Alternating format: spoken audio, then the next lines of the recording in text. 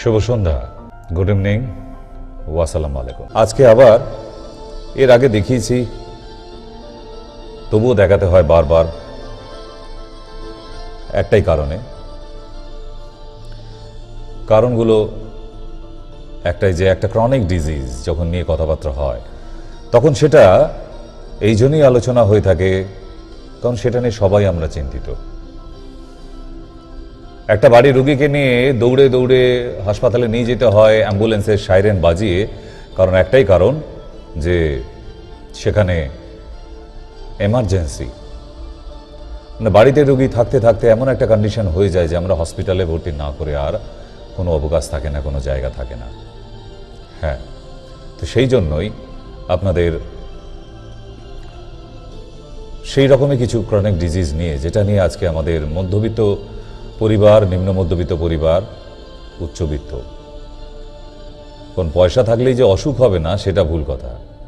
একটা একদম না খেতে পাওয়া মানুষ যে অসুখে মারা যাচ্ছে, একটা কোটিপতি মানুষও একই অসুখেই মারা যাচ্ছে, ঠিক? তো সেই জন্যই আমাদের কিন্তু সচেতন সবাইকেই হতে হবে।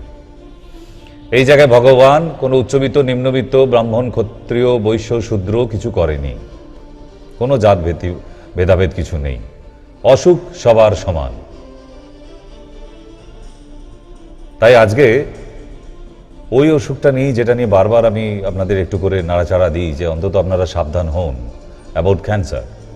যে ক্যান্সার এমন একটা অসুখ যেটা নিয়ে কোনো ভাষণ দেওয়ার, লেকচার দেওয়ার, ছোট বক্তৃতা, বড় বক্তৃতা কোনোটাই রাখার মতো আমার দুঃসাহস নেই। কাদের কাদের আছে জানি না, কারণ এটা এমনই একটা অসুখ, এর কোনো শেষ নেই, অন্ত নেই। এটা সম্বন্ধে যতই বেশি বলি না কেন ততটাই কম। সে যতই বড় অনকোলজিস্ট হোক, যাই হোক, ওই একটা জায়গায় গিয়ে থেমে যেতে হবে। We can do anything, only we can manage. সে যত বড় লেভেলের ডাক্তার হোক, তাকে একটা কথা বলতেই হবে, only we can manage, we can prevent, we can cure. চলুন বক্তব্যে যাই।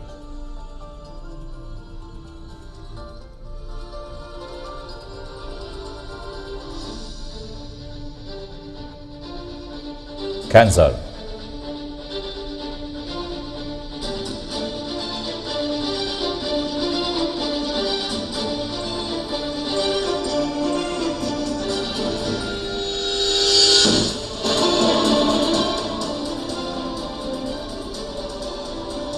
টিভির পর্দায় ছবিটি দেখে অনেকেরই ভেতরে বুকটা দুরু দুরু করছে।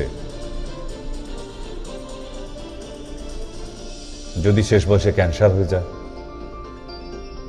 তাহলে কি হবে? প্রায় তো আমরা শুনি ক্যান্সার তো সারে না, তাহলে কি হবে? আমি টাকা পয়সা লাখ লাখ কোটি কোটি টাকা খরচা করেও মানুষটাকে ফিরিয়ে আনতে পারবো না জীবন্ত অবস্থায়। কিছুদিনের জন্য ম্যানেজ করতে পারি, কিছুদিনের জন্য ম্যানেজ করতে পারি।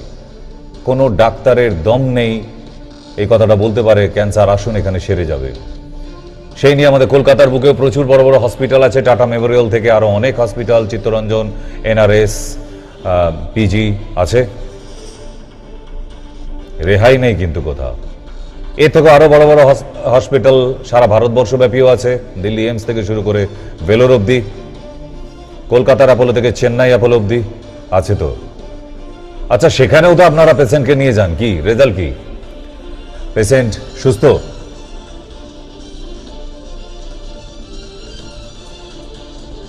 বিষয় কিন্তু একটাই, যে আমরা যত বড় জায়গাতেই নিয়ে যাই না কেন, ওই তো আধমরা অবস্থায়, না হলে পুরো মরা অবস্থায়, হাফ ডেড বডি আর নাহলে ফুল ডেড বডি। এই দুটো অবস্থাতেই তো মানুষটাকে ফিরিয়ে আনতে হয়, তাই না?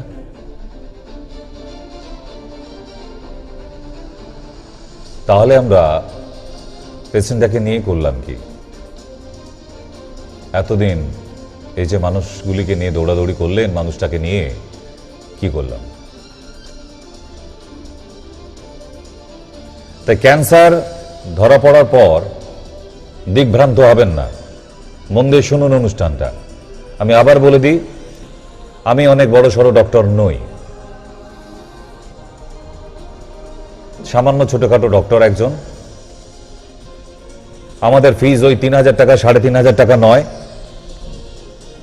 বিলং করি এখন বর্তমানে বারাসাত শিশিরকুঞ্জ একটি আয়ুষ হসপিটাল আছে, আর বিলং করছি দ্বিতীয় দমদম মিউনিসিপ্যালিটি হসপিটাল থেকে, ক্যান্টনমেন্ট। এই দুটো জায়গা থেকে মেন বিলং করি, বাকি ডিস্ট্রিক্ট চেম্বার আছে, আমি ওগুলোর কথা বাদ দিলাম, ওগুলো তো আউটলেট, কিন্তু এই দুটো জায়গা থেকে বিলং করছি। তবে হ্যাঁ, দমদম মিউনিসিপ্যালিটি হসপিটাল একটা আলাদা স্পেশালিটি আছে ক্যান্সারের জন্য, ওটা ক্যান্সার রিসার্চ সেন্টার। পশ্চিমবাংলার বুকে কোনো মিউনিসিপ্যালিটি হসপিটাল এখনো ক্যান্সার রিসার্চ সেন্টার লাইসেন্স পায়নি। কিন্তু তারপরেও এই যে প্রতিদিন এত পেশেন্ট আসছে, আমরা কি সবাইকে সুস্থ করে বাড়ি পাঠাতে পারছি? একদম বাস্তব কথা, এখানে কোনো লোকাবার কোনো জায়গা নেই। আপনি মিলিয়ে নেবেন আপনার লোকাল যে হসপিটাল বা আপনার জানাশোনা, বা আপনি যদি নিজেই ডক্টর হন, যদি নিজেও অনকোলজিস্টই হন, মিলিয়ে নেবেন। আমাদের সব শেষে কিন্তু একটা কথাই বলতে হয়, খুব বিগিনিং স্টেজে হলে এটাকে সামলানো যায়, কি ওর কথাটা বলতে পারবেন না কিন্তু, কারণ এই দমটা কোনো ডাক্তারের নেই, আগামী দিনেও হবে না। সবাই আমরা চেষ্টাতেই আছি, চেষ্টা করতে করতে বোধহয় মানব জাতি শেষ হয়ে যাবে, কারণ এটা এমনই একটা ভাইরাস, চাঁদে রকেট পাঠিয়ে দিতে পেরেছে নাসা থেকে, একটা ক্যান্সার পেশেন্টকে কিওর করে দেখাক। কথাগুলো খুব মন দিয়ে শুনবেন, তাহলে বুঝতে পারবেন কেন বলছি কথাগুলো। আজকে ভারতবর্ষ চাঁদে রকেট পাঠিয়ে দিয়েছে, খুব আনন্দ করেছেন, আমরাও করেছি। It's big achievement for us, for all Indians. একটা ক্যান্সার পেশেন্টকে এখনো কিওর করতে পারিনি, ঘোষণা করতে পারি না প্রথম থেকেই। বাট তাহলে কি সব পেশেন্ট মারা গেছে? না, লক্ষ লক্ষ পেশেন্ট আবার বেঁচেও আছে ট্রিটমেন্টের ফলে, যারা কথা শুনে ঠিকঠাক মেনে চলছে, ঠিক সময় এসেছে, ওষুধটা একদম কাজে লেগে গেছে, আছে। আমার মতো এরকম নগণ্য ছোটখাটো ডাক্তারের কাছেই কয়েকশো ক্যান্সার পেশেন্ট আছে যারা এখনো বেঁচে আছে। তাহলে কি সবাইকে বাঁচিয়ে দিয়েছি? না, আমি মহাপুরুষ নই, ডাক্তারই একজন। আমরা জানি যে সব মানুষই এসে ডক্টরের কাছে সারেন্ডার করে, বাট একটা ডক্টর তার যতটুকু কৃতিত্ব আছে, স্কিল আছে, he can maintain, he can apply. Otherwise extra পাওয়ার, কোন ঐশ্বরিক ক্ষমতা নেই একটা ডাক্তারের কাছে যে আপনি পায়ে হাতে ধরে রিকোয়েস্ট করলেন, হাউমা করে কেঁদে ফেললেন, ডাক্তার তার ঐশ্বরিক ক্ষমতা বার করে টিভিতে যেভাবে রামায়ণ মহাভারত দেখে বড় হয়েছি, আলিফ লাইলা দেখে বড় হয়েছি, সেভাবে ক্যান্সার পেশেন্টকে সুস্থ করে যা বেটা আচ্ছা হো গিয়া বলে বাড়ি চলে গেল। এত সোজা নয়, প্রচুর লড়াই করতে হয়। একটা ক্যান্সার পেশেন্টকে নিয়ে প্রচুর লড়াই করতে হয়, তারপরেও অনেক সময় দেখা গেছে বাঁচানো যায়নি। কোথা থেকে যাবে? এটা তো ক্যান্সার। আপনি এসে বললেন স্যার আমি অ্যালোপ্যাথিতে গিয়েছিলাম, ওখানে আর কিছু হবে না ঘোষণা করে দিয়েছে, তাই আমি আয়ুর্বেদে এলাম। আপনি সারিয়ে দিন স্যার, পসিবল নয়। তারা যদি 3 মাস টাইম দিয়ে বাড়ি পাঠিয়ে দেয়, আমি সেটাকে 1 বছর করতে পারি। কিওর করে দেওয়া তো সম্ভব নয় 4 স্টেজ থেকে, তাহলে তো আমি সত্যি ভগবান হয়ে যেতাম না। তাই আজকের অনুষ্ঠানটা মন দিয়ে শুনতে থাকুন, কাজে লাগবে। যাদের ফোন করার ইচ্ছা হচ্ছে তাদেরকে বলে দিই, প্লিজ নিচে 2টি নম্বরে কল করুন।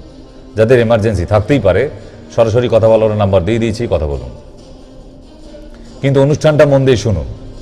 ফোন হাতে থাকলে আমি জানি মানুষের একটা এক্সট্রা চুলকানি, অ্যালার্জি হয়েছে, এটা এক্সট্রা অসুখ, একটা হাত চুলকায়। এখানে একটু করে নিই তো দেখি, এখানে একটু মিস কল দিয়ে দেখি তো হয়।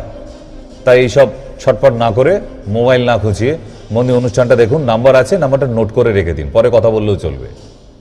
আর যদি এমার্জেন্সি থাকে নিচের নাম্বারে কথা বলে নিন, অ্যাড্রেস বলে দেবে, চলে আসবেন। বাকি অনুষ্ঠানটা শুনুন ভালো করে। সবসময় এরকম অনুষ্ঠান আপনার টিভি চ্যানেলে নেই, সারাদিন ঘুরিয়ে ঘুরিয়ে দেখবেন, এই ধরনের অনুষ্ঠান হয় না।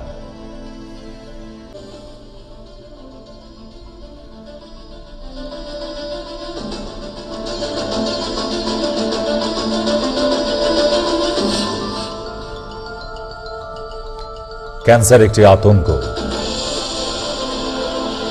ক্যান্সার একটি আতঙ্কের শব্দ, যা শোনা মাত্রই মানুষ অর্ধেক মারা যায়। কথাটাকে অস্বীকার করতে পারবেন? আমার কাছে এরকম হাজার হাজার পেশেন্ট, 24টা বছর হয়ে গেল দেখতে দেখতে, কিন্তু আপনাদের সাথে প্রফেশনালি। আবার কি চাই? জীবনের অর্ধেকটা সময় ট্রিটমেন্টে কাটিয়ে দিলাম, 24টা বছর। It's not a joke. আবার কি চাই? তাতে যে অভিজ্ঞতা হয়েছে অনেক বইতে পাইনি। এই ক্যান্সার পেশেন্ট দেখতে দেখতে, কারণ এটা আমাদের পূর্বপুরুষদের ট্রিটমেন্ট, আমি হঠাৎ গজিয়ে ওঠা ডাক্তার নই, আমাদের বংশ পরম্পরা। তো সেই জায়গাতে ওনারাও ক্যান্সার পেশেন্ট দেখে এসেছে, আজকে সেই উত্তরসূরি হিসেবেই সেই ফর্মুলাগুলো পাওয়া। এতদিন ক্যান্সার পেশেন্ট দেখে দেখে যাদের একটা জিনিস দাঁড়িয়েছে, সব থেকে বড় আতঙ্কের একটা অসুখ। মানুষের এইডস হলে তাকে যদি ডাক্তার মুখের উপর বলে দেয় আপনার এইডস হয়েছে, যতটা না ভয় পায়, কোনো মানুষকে যদি মুখের উপর বলে দেওয়া হয় পেশেন্টকে যে আপনার ক্যান্সার হয়েছে, তার থেকে অনেক গুণ বেশি ভয় পেয়ে যায়। কারণ তার মাথায় বারবার ওই পাশের বাড়ির মালতীদি, ও পাশের বাড়ি খগেন কাকু, তাদেরকে নিজের চোখে দেখে যে ক্যান্সার হয়েছিল, অপারেশন করার পর ওই চেহারাটা পুরো বিকৃত হয়ে গেছিল, সেইখান থেকে মানুষটাকে ফিরিয়ে আনা যায়নি, কয়েক লক্ষ টাকা খরচা করার পরেও সেই আতঙ্কটা তো মাথায় ঘুরে বেড়াচ্ছে, সেই ক্যান্সার হলো আমার। প্রথম শব্দ শুনুন, ভয় পাবেন না। ডর কে আগে জিত হ্যায়। ভয় পাবেন না। जो डर गया वो मर गया।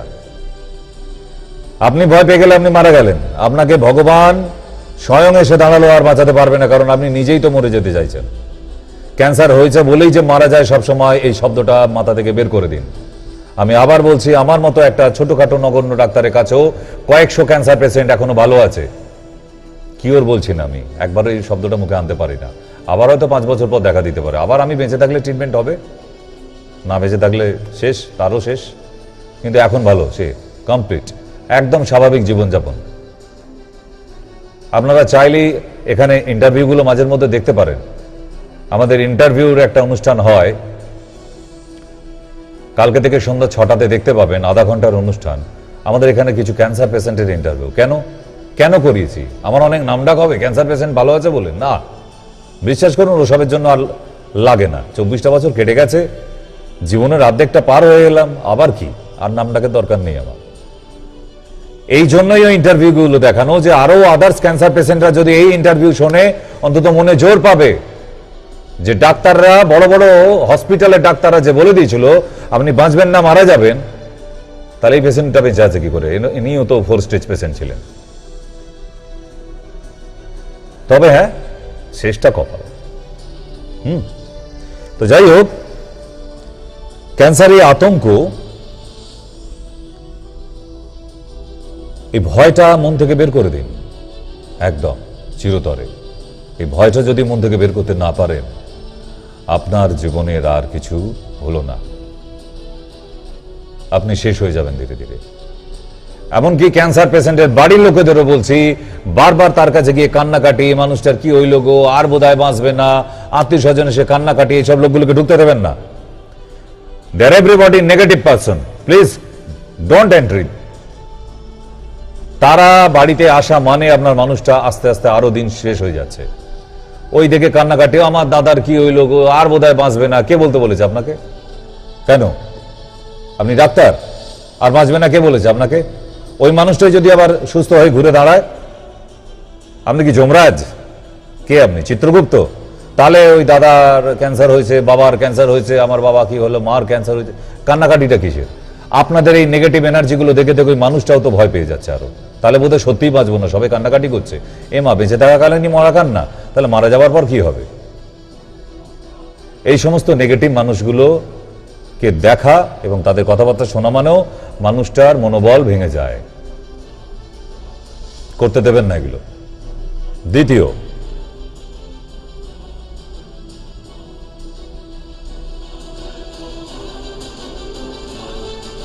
সব থেকে বড় কথা হলো কি জানেন?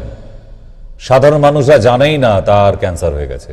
সেটা জিভে হোক, লিভারে হোক, লাংসে হোক, থ্রোট হোক, genital cancer, uterus cancer, sigmoid colon cancer, কোনোটাই। এখন অবধি মানুষ বুঝতেই পারেনি তার ক্যান্সার হয়ে গেছে। এইটা সব থেকে বড় ভুল আমাদের, অ্যান্ড ডিসক্রেডিট। আমরা জ্বর হলে বুঝতে পারি, চোখটা জ্বালা জ্বালা করে, গরম নিঃশ্বাস পড়ছে, টেম্পারেচার বেড়ে যাচ্ছে, মানে we are concern without doctor. কোনো ডাক্তার ছাড়াই আমরা বলতে পারি একটা প্যারাসিটামল এনে দে রে বাবা, তাড়াতাড়ি খেয়ে নি, বলি তো আমরা। তাহলে একটা জ্বর হলে একটা মানুষ যখন বুঝতে পারছে, তার মানে তার সিমটমটা সে জানে।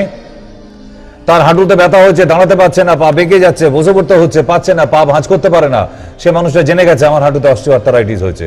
কোমরে অসহ্য ব্যথা, সে ভাবছে কিন্তু আমার স্পন্ডালাইটিস হয়ে গেল বোধহয়, রাইট? বারবার পটি করতে যাচ্ছে, একদম জলের মতো পটি হচ্ছে, সে জানে আমার ডায়রিয়া হয়ে গেছে। কেন? He know the symptom of the disease, because সে জানে এই অসুখটা সিমটম, তাই সে বুঝতে পারছে, ভয় পাচ্ছে না।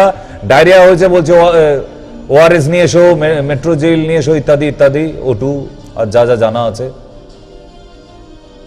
মানুষ নিজেই নিজে ট্রিটমেন্ট করে ফেলতে পারে। এই একটা অসুখ আছে, মানুষ বুঝতে পারে না তার ক্যান্সার হয়েছে। এইখানেই সব থেকে বড় আমাদের একটা ডিসক্রেডিট।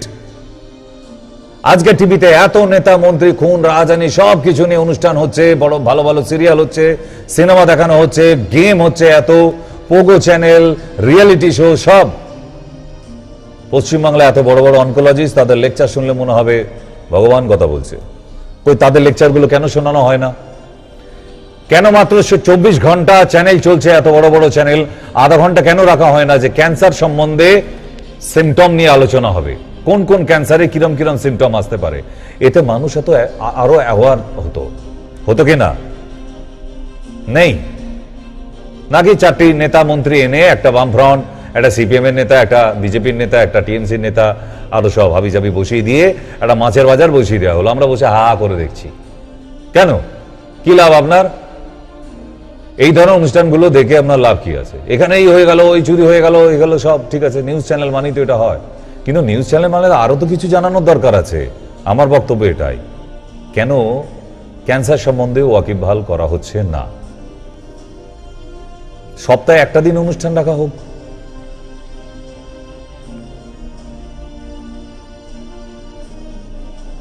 দরকার। মানুষ যদি নিজে বুঝতেই না পারে সে একটা অসুখে আক্রান্ত হতে চলেছে। আর সব থেকে বড় মজার কথা হচ্ছে এখানে যে ভগবান কিন্তু সুযোগ দেয়। প্রতিটা ক্যান্সার পেশেন্টকে তাকে সিগন্যাল দিয়েছে, প্রতিটা ক্যান্সার পেশেন্টকেই একবার করে উপরওয়ালা সিগন্যাল দেয়, তোর ক্যান্সার হয়ে যেতে পারে বাবা, সাবধান হও, সাবধান হও। মানুষ হয়নি, এটা মানুষের ক্যারেক্টার। ও থাক, ক্যান্সার আবার কি, এই তো পেটে একটু জ্বালা করছে, পটির সাথে একটু রক্তই এসেছে, ও অর্শও তো হতে পারে। মানে এখন হচ্ছে অল্প বিদ্যা ভয়ঙ্করী। সব মানুষই এখন ডাক্তার, কিন্তু সব জেনে গেছে তারা, ডাক্তারের প্রয়োজনই নেই।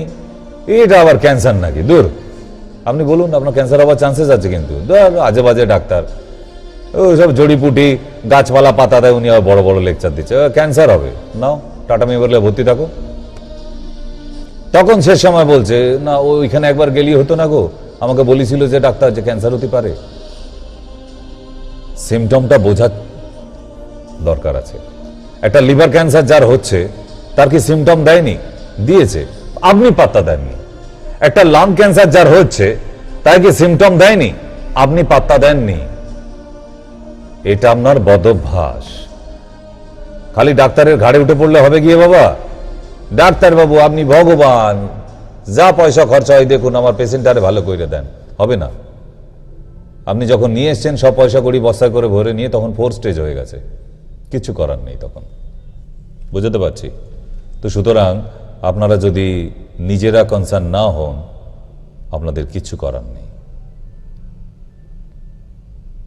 বুঝতে পারছি। এই জায়গাগুলো মেন হচ্ছে সিমটম।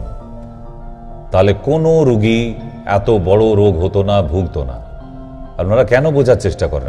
এবার প্রশ্ন আপনাদের, বলতেই পারেন স্যার এগুলো বুঝবো কোথা থেকে? আমাদের ছোট চ্যানেল দেখুন।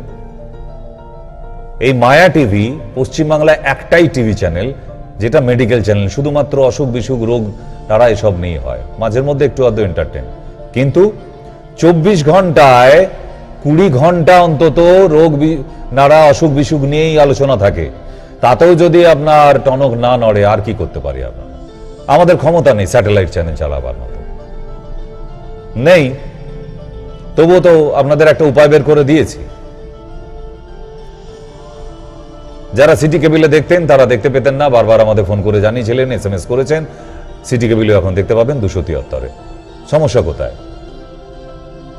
দেখুন। আজকে থেকে আমরা চেষ্টা করছি তো যে মানুষগুলো ভালো থাকুক। হসপিটালে ভর্তি হবার জায়গা নেই, বড় হসপিটাল, সেখানে ডাক্তার নেই। এমন অসুখ হয়েছে, রোগী ভর্তি হয়ে গেছে, 6 ঘন্টা পড়েই আছে বেডে, ডাক্তার দেখতে আসেনি। এগুলো কি ঘটে না? ঘটছে তো এগুলোই। তাহলে যেখানে 13 কোটি লোক পশ্চিমবাংলায়, এই 13 কোটি লোকই অসুস্থ, তো কোথায় ভর্তি করব? জায়গা হবে? কলকাতার গড়ের মাঠে মিটিং এর জায়গাটাতেও যদি আমরা নিয়ে নিই, সেখানে হবে? হবে? একটা ডিস্ট্রিক্টের লোকই যদি এসে ভর্তি হয় কোনোদিন, সারা পশ্চিমবাংলায় যত হসপিটাল আছে জায়গা দেওয়া যাবে না, শুধু একটা ডিস্ট্রিক্টের হলে। তাহলে বুঝতে পারছেন আমাদের নিজেদের কত সাবধান থাকতে হবে। যে হসপিটালে গেলেই যে আপনি জায়গা পেয়ে যাবেন এরকম কোনো মানে নেই। তাও প্রতিটি জেলায় কিন্তু একটা করে সদর হসপিটাল। কত সিট হবে? 1000, 2000, 3000, তার বেশি নয়। তাহলে সেই ডিস্ট্রিক্টে 3000 লোক, মাত্র 3000 লোক অসুস্থ হয়ে গেলে ওই হসপিটাল অত ডাক্তার আছে, মেনটেন করতে পারবে? তাহলে উচিত কি আমাদের নিজেদের সাবধানে থাকা, ভালো থাকা, মাঝের মধ্যে এই যে এত আপনাদের পাড়ায় ডক্টর আছে তাদের কাছে গিয়ে চেক আপ করিয়ে আসা উচিত তো। তাহলে আর হসপিটালে ভর্তি হতে হয় না। করি না আমরা, এটা আমাদের বদ অভ্যাস।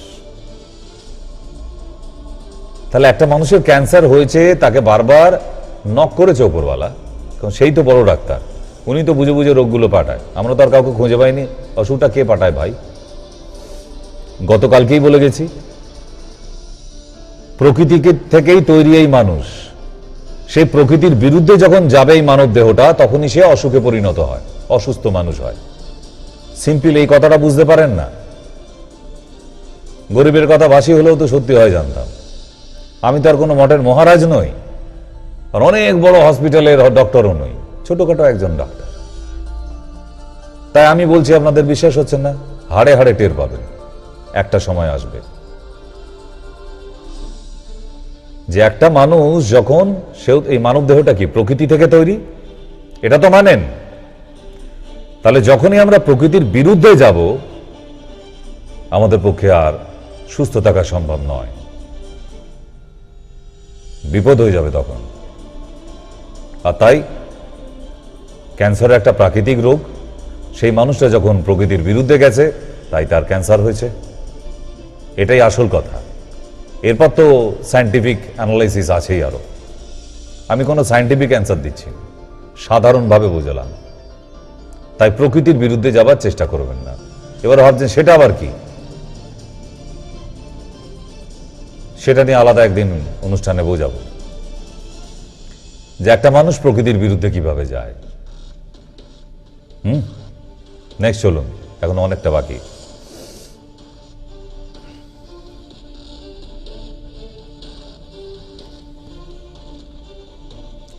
মাউথ ক্যান্সার হয়েছিল একটি পেশেন্টের, তাকে ধরে ভর্তি করা হয়, অপারেশনও করে ফেলা হয়।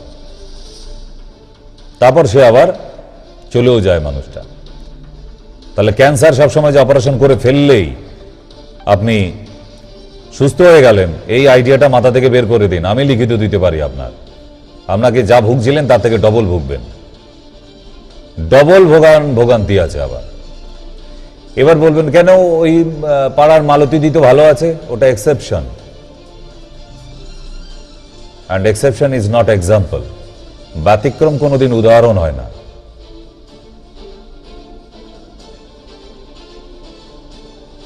হাজারে একটা হয়তো একটু ভালো আছে, সুস্থ হয়ে যায়নি, এখনো জীবনটা বাকি আছে, শেষ দেখতে হবে তো, তাই না?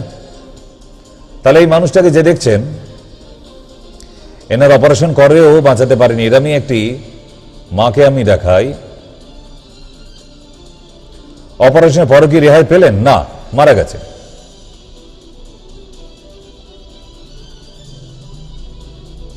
Tongue cancer. প্রথমে আলসার হয়েছিল, কোথা থেকে তৈরি? এই যে আপনারা মাঝের মধ্যে আমাকে এসে বলেন না, ডাক্তারবাবু একটা ওষুধ লিখে দেন তো, জিভে প্রচুর ঝাল লাগতেছে, লঙ্কা একদম খাইতেই পারছি না, প্রচুর ঝাল লাগছে, বলেন তো, জিভের উপরে ছোট ছোট ফুসকুড়ি মতো হয়েছে, বলেন তো। এইখান থেকেই সুরবাদ। আপনি যদি ওটাকে না সারান, ওখান থেকে একদিন জিভে আলসার হবে, আলসার থেকেই ক্যান্সার হবে। Because ulcer is the first stage of cancer. আমি বহুবার বলে এসেছি, এই আলসারকেই যদি আটকাতে না পারেন, ওটা ক্যান্সার হবে গ্যারান্টি। এটা তো মানেন। আরে আমার কথা না মানুন, বড় বড় অনকোলজিস্টদের কথাগুলো তো মানেন। তাহলে জিভে যখন ছোট ছোট ফুসকুড়ি মতো হয়েছিল, ঝাল লাগছিল, আপনি তখন থেকে কেন সারাননি? না, এ আবার কি এমনি হয়েছে এমনি সেরে যাবে? রোগ অসুখ শরীরে আসে এমনি সেরে যাবার জন্য না, তাড়াতে হয়।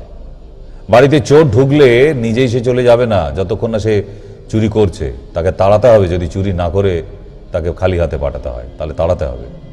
অসুখটাও তো ঠিক তেমনি। আপনার শরীরে যখন প্রবেশ করেছে অসুখ, তাকে তাড়াতে হবে। Clear?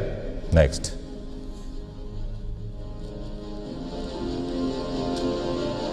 Sign and symptom. This is the main topic for today. এটাই আমরা বুঝতে পারি না। আজকে আমি কিছু সিমটম আপনাদের শোনাবো। সবটা বলা সম্ভব নয়, কারণ প্রায় 100 ওভার 110 রকমের ক্যান্সার আছে, আরো বেশি আছে। 100 ওভার ক্যান্সার আছে। সবার সিমটম তো একদিনে বসে বলা যায় না বাবা। আমি কয়েকটা সিমটম দেবো, আপনার দেখবেন অনেক কাজে লেগে যাচ্ছে। চলুন শুনতে থাকুন, দেখতে থাকুন।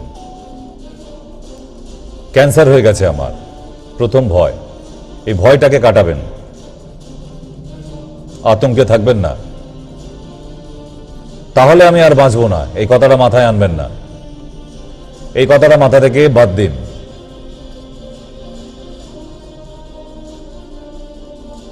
ইস, মায়ের ক্যান্সার ধরা পড়লো, মাকে আর বাঁচাতে পারবো না। এত ভেঙে পড়ারই বা কি আছে? আপনার মা ভেঙে পড়ছে না যখন, আপনারা ভেঙে পড়ছেন কেন?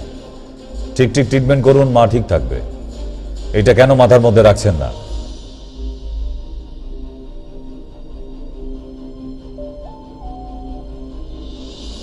মার ক্যান্সার হয়েছিল, অপারেশনে অ্যারেঞ্জ করতে বলেছিল ডক্টর। অপারেশন করতে হবে, অপারেশন করাও হয়ে গেল।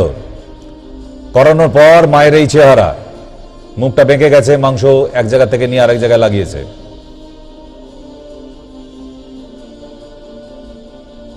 আবার মাকে চেক আপে সিটি স্ক্যানে নিয়ে আসা হলো। পেট সিটি স্ক্যান হবে এবার। তারপর বাড়িতে গিয়ে মার এই চেহারা হয়ে গেল, শুকনো কাঠের মতো, ওই ভালো চেহারা একটা মহিলা। আপনার মনে হয় এই চেহারা দেখার পর মানুষটা আর বেঁচে থাকবে? তাহলে অপারেশনটা কিসের জন্য করালাম? মাকে মেরে ফেলার জন্য করলাম। কি সত্যি কথা? অপারেশনটা কেন করলাম? আপনি করলেন কি, মা একদম নর্মাল হয়ে যায় বলে। বাট ডক্টররা কিন্তু জানে নর্মাল হবে না। মৃত্যুর দরজায় ঠেলে দিলাম। কয়েক লক্ষ টাকা খরচা করে মাকে মৃত্যুর দরজায় ঠেলে দিলাম। আমি বারবার বলেছি একটা কথা, যে ক্যান্সার হয়ে গেছে, আপনি বড় হসপিটালে নিয়ে যেতে হবে না, পাড়ার কোনো হাতুড়ে মার্কা ডাক্তারকে দেখান, সিমটোমেটিক ট্রিটমেন্ট করবে। তাতেও দেখবেন 2-3 বছর বেঁচে আছে, 5 বছর বেঁচে আছে। বেশি ঘাঁটাঘাঁটি করে ফেললেই কিন্তু ছুটি। এটা আর বুঝতে কতদিন টাইম লাগবে আপনাদের? কতদিন লাগতে পারে?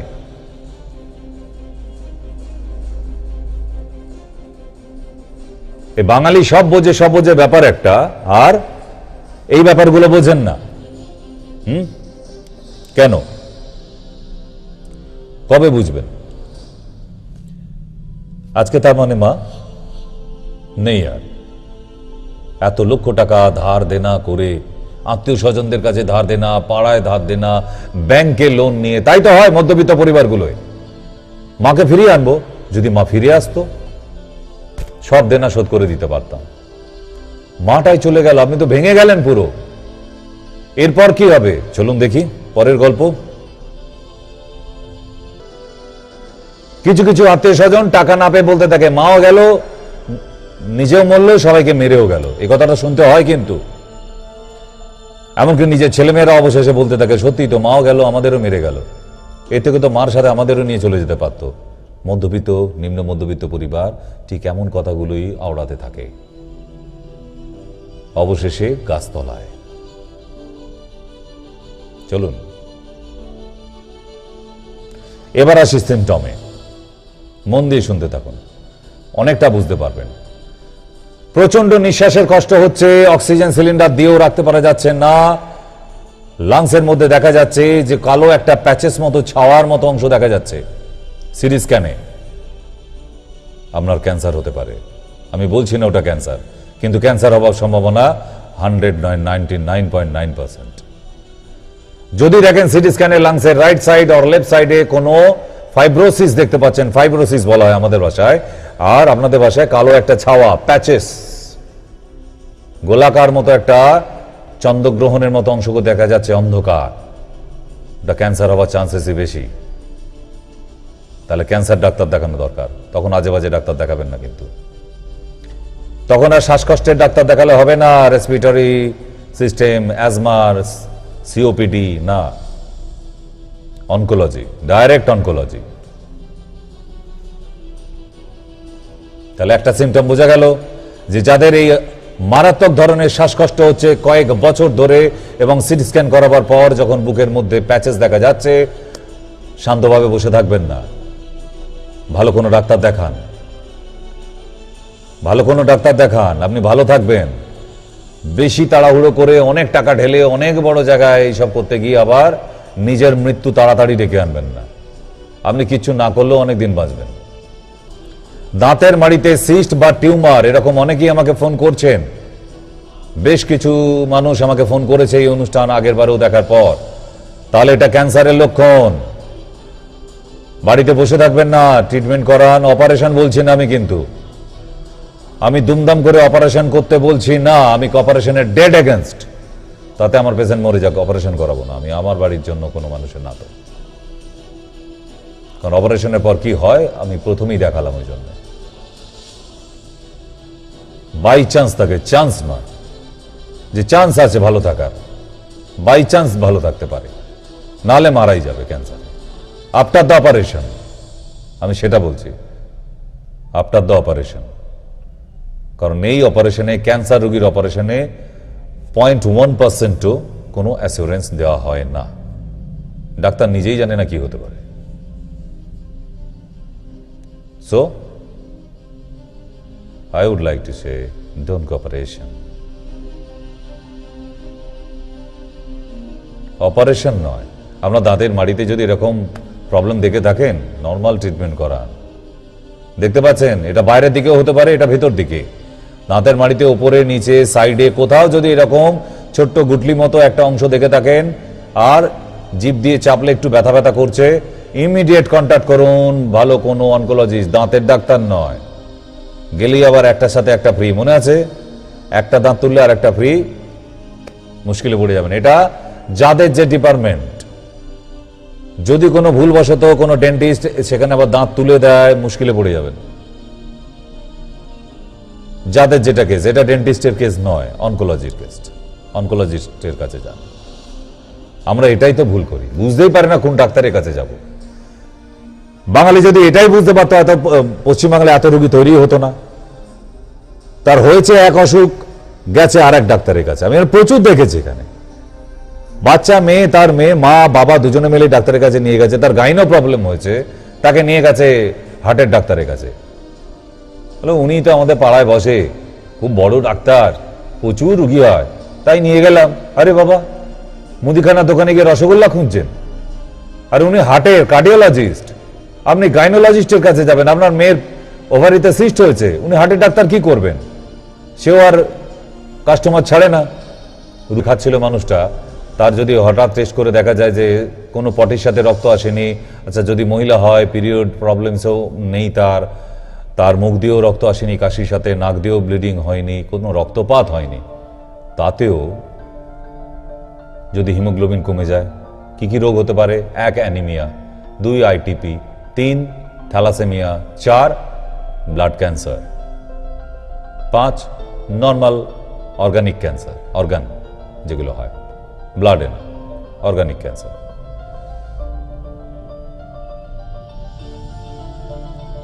তাহলে ক্যান্সারের জন্য একটা ভয় থেকেই যাচ্ছে যে রক্ত কমে যাওয়ার লক্ষণ, কিন্তু তার শরীরে যদি ক্যান্সারের দানা বেঁধে থাকে বড় করে, কোথাও বুঝতে পারেনি, তার হিমোগ্লোবিন কিন্তু ডাউন হতে থাকবে।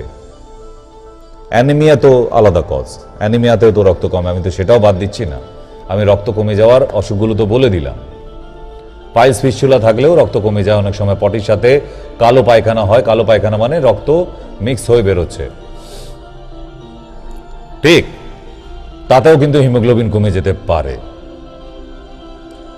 অথবা যারা না জেনে শুনে ভ্যাকসিন নিয়ে ফেলেছেন, এই যাদের রিমোটয়েড আর্থ্রাইটিস ছিল, লাস্ট এই বুস্টার ভ্যাকসিনটা নিয়েছে, তাদের প্রচুর হিমোগ্লোবিন ডিক্রিজ করেছে। যারা ভ্যাকসিন দিয়েছিল তারা জানে এই ঘটনাটা ঘটতে পারে, আমরাও জানতাম না তখন, পরে জানতে পেরেছি। তাহলে হিমোগ্লোবিন কমার অনেকগুলো জায়গা আছে, কিন্তু ক্যান্সারও যে হলে রক্ত কমে যায় এটাও তো বাদ দেওয়া যায় না। তাহলে রক্ত কমে গেলে অবশ্যই আগে আপনার জেনারেল ফিজিশিয়ানের কাছে যান, আপনার ক্যান্সার হয়েছে কিনা ব্লাডের মাধ্যমে আগে চেক করুন, তারপর তো অন্যান্য টেস্ট। চলুন,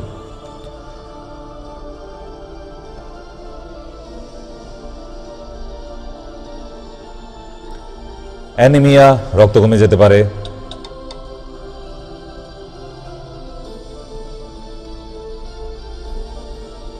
অহেতুক রক্তপাত, নাক, মুখ, কান, প্রস্রাবের সাথে, পায়খানার সাথে, মাসিক হলে হতেই পারে এগুলো তো, তাই না? তাহলে এরকম এই কারণগুলো ছাড়াও যখন দেখবেন যে কমছে, খাবার খেতে গেলে গলায় ব্যথা পাওয়া, একটা ইউএসজি করিয়ে নিন না, অসুবিধা কোথায়? 750 টাকা তো লাগে মাত্র, তাহলে ভয় পাচ্ছেন কেন? তাহলে গলায় ব্যথা হলে বাড়িতে বসে না থেকে ওই নুন জলে গার্গেল না করে একবার গলার একটা ইউএসজি করে দেখে নিন, আল্ট্রাসোনোগ্রাফি, থোরাক্সে যেতে হবে না, তাতেই বোঝা যাবে ভেতরে কোনো অসুখ দানা বাঁধছে কিনা।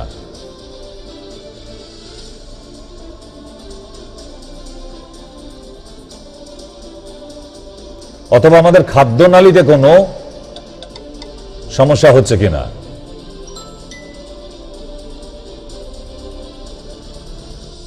বমি বমি ভাব আছে কিনা, এই দেখুন, খাদ্যনালীর ভিতরে এইরকম টিউমার যদি হয়ে যায় ক্যান্সারের, তাহলে কিন্তু আপনি খেতে পারবেন না, সব খাবার ব্যাক করবে, মানে বমি বমি ভাব থাকবে।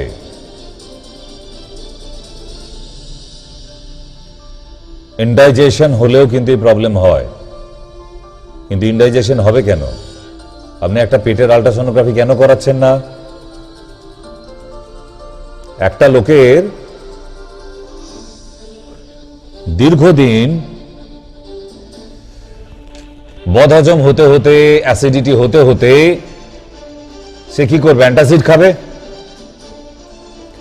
এই অ্যান্টাসিড খেতে খেতেই একটা মানুষের আলসার হয়ে যায়, একটা মানুষ জানে। কত দেখবেন এরকম প্রমাণ যে অ্যান্টাসিড খেতে খেতে আলসার হয়ে গেছে। আবার বলে দিই, ulcer is the first stage of cancer. আলসারই ক্যান্সারের প্রথম ধাপ। তাহলে এখান থেকে আপনাকে সেরে যেতে হবে, সুস্থ হতে হবে, না হলে ওটা ক্যান্সার হবেই, গ্যারান্টি সহকারে। আলসার কি? একটা ঘা, ঘাটা যখনই পছন্দ হয়ে যাবে ক্যান্সার হয়ে গেল, 4th স্টেজ। ওই রোগী আর খেতে পারবে না, পটির সাথে রক্ত আসতে থাকবে, বমির সাথে রক্ত আসতে থাকবে, তীব্র যন্ত্রণা হতে থাকবে, তারপর একদিন হার্ট ফেল হয়ে যাবে, হয়ে গেল গল্প। কোথায় অপারেশন করব? পাকস্থলী কেটে বাদ দিয়ে দেবো নাকি? ওইভাবে বাঁচিয়ে রাখা যাবে রোগীটাকে? ওগুলোকে গিনিপিগ ট্রিটমেন্ট বলা হয়। দেখি যা ততদিন বেঁচে থাকে, কয়েক লক্ষ টাকা খরচা করে 2 সপ্তাহ বাঁচিয়ে রাখার জন্য, তো গিনিপিগ ট্রিটমেন্ট এটাকে বলি আমরা। দরকার নেই তো ওষুধ, মেডিসিন, ওই জায়গায় মেডিসিন ছাড়া আর কিচ্ছু কাজ করবে না। ওই মেডিসিনেই যতদিন ভালো রাখে দেওয়া যায়, সিমটোম্যাটিক ট্রিটমেন্ট। ক্লিয়ার? তাহলে এই দীর্ঘদিন ধরে অ্যান্টাসিড খাওয়া বন্ধ করুন, খাবেন না। আচ্ছা, আর একটা ঘোষণা করে রাখি আপনাদের, যে আমাদের 14 তারিখ অবধি তো একজনের সাথে আরেকজনের ফ্রি ছিলই, তো 14 তারিখ সরস্বতী পুজোর দিন পড়েছে, এবার তার সাথে আবার বিশ্ব ভ্যালেন্টাইন ডেজ সব একসঙ্গে পড়ে গেছে। ওই দিনটা আমি অ্যাভেলেবেল থাকছি না, বাড়িতে সরস্বতী পুজো থাকে আমার। তো সেই ব্যাপারে বলে দিই, ওই দিনটা তো যেহেতু আপনাদের সঙ্গে আর দেখা হচ্ছে না, বৃহস্পতিবারটাও পড়ে গেছে আমার বাইরের ডিস্ট্রিক্ট চেম্বারের দিন, তাই এই দুটো দিন ছুটি থেকে যাওয়ায় এই দুটো দিনের অফারটা আমরা এই সপ্তাহটা পুরোটা মানে আগের রবিবার অবধি এক্সটেনশন করে দিচ্ছি আপনাদের। নেক্সট সানডে অবধি এক্সটেনশন থাকলো, এই একটা ফিজে দুজন দেখানো, কোনো অসুবিধা নেই। আমি তো বারবার বলেছি যে না, ফিজের টাকা নিয়ে সংসার চালানোর জন্য ডাক্তারি করতে আসেনি। তাহলে এই ফ্রি ক্যাম্পিং, একজনের একটা ফিজে 3 জন দেখান, এগুলো এমনি করতে দিই না। না, ওই যে বলে দিয়েছে ওই 3,000 3,500 ফিজ, ওইরকম ডাক্তারি যেন কোনোদিন না করতে হয়, ভগবানের কাছে আমার প্রার্থনা। ওর আগে যেন চলে যায় চিত্রগুপ্তের কাছে, ঠিক, তারপর তো আমাদের ডিপার্টমেন্ট চেঞ্জ হয়। তো সেই জায়গায় আপনাদের জানিয়ে রাখলাম যে যেহেতু মাঝখানে দুটো দিন ছুটি পড়ে গেছে, তাই আগামীকাল লাস্ট ডেট থাকছে একজনের সাথে আরেকজনের ফ্রিয়ের। আগামীকাল যতজন নাম লিখেছেন বাড়ির সবাইকে নিয়ে চলে আসুন, সরস্বতী পুজোর আগের দিন ভালো লাগবে আপনারও আমারও। আর এই পরের দুটো দিনও তো আপনাদের অফারের মধ্যেই ছিল, যেহেতু দুটো দিন আমি আপনাদের সাথে উপস্থিত থাকতে পারছি না বলে এই সপ্তাহের আগামী রবিবার অবধি এটা এক্সটেন্ড করা থাকলো। তো আসতে পারেন, একজনের সাথে আরেকজনের দেখানো ফ্রি থাকছে, কেমন? কোনো অসুবিধা নেই। তাহলে আমরা আবার ফিরে আসি।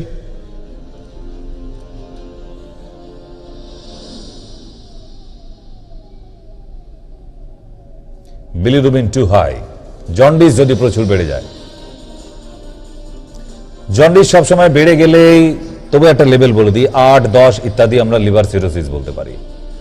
যখন তারপর রান করতে থাকে তখন যে ওটা লিভার ক্যান্সার, বিনা টেস্টেই সিমটম আরো কিছু দেখে বুঝে নেওয়া যায়।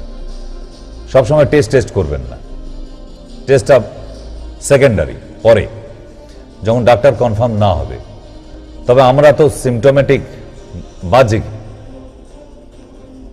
এক্সটার্নাল সিমটম দেখে আমাদের রোগকে চেনার জন্য আমাদের এই আয়ুর্বেদ।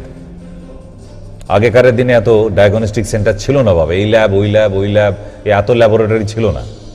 তা আগেকার দিনে ডাক্তারবাবুরা মানে আয়ুর্বেদিক ডক্টররা রুগীকে দেখে, নাড়ি দেখে, জিভ দেখে, চোখ দেখে, তার ভেতরের কথা শুনে ধরে নিতে পারত। তো সেই শিক্ষাটা আয়ুর্বেদিক মতে এখনো আছে।